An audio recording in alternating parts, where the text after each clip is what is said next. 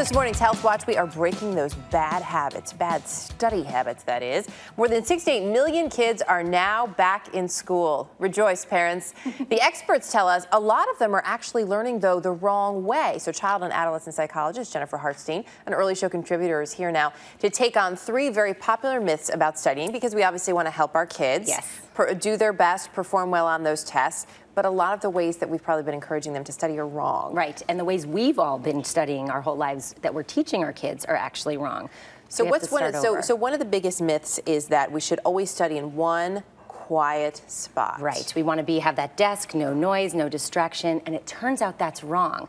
That actually the more places you can study, studying in the kitchen, studying in your bedroom, studying in the library, reinforces the information and allows you to have more flexibility of thinking so that you can recall it anywhere. So so that you can recall it not just in that one environment that you're used to, that sort of sanitary environment. Exactly. Actually makes sense when you think about it. All right, so that one debunked.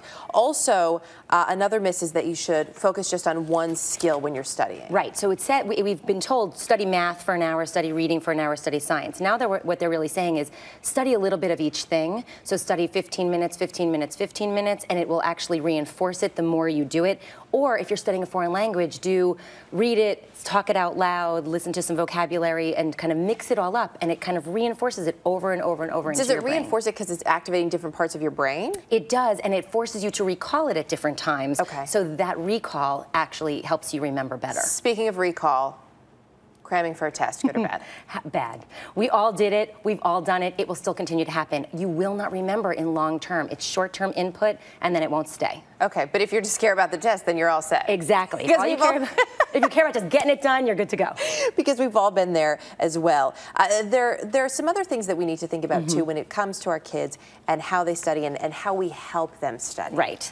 We've always thought about this learning style question, that kids need a certain learning style. They're auditory learners, they're verbal, they're visual learners. But the fact is that no research supports this. And even when they've done some studies, it shows us that kids can learn regardless of the teaching style of their teacher, regardless of their learning style, as long as they're engaged in the activity. That's interesting, because that's influenced the way a lot of parents, too, look at their child's education in terms of which classroom they think that they'll benefit the most from. Right, and what they're finding is that teaching style and learning style don't necessarily have to mesh as long as you're working on motivating and keeping your kid interested in school. And those are some of the most important things. Motivate your child.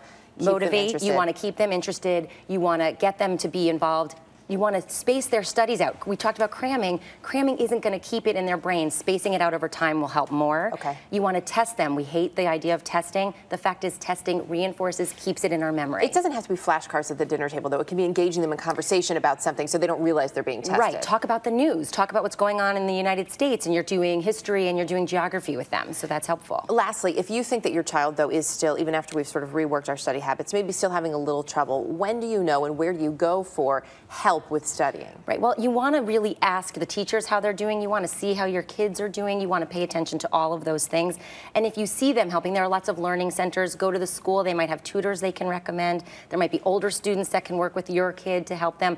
But try not to only have it be you, because then you're going to have conflict. So see how if you can bring in some external people. Right. And of course, talk to your kids. Don't just spring it on them. Exactly. Jen, always great advice. Good to have you with us. Thanks so much. Thanks.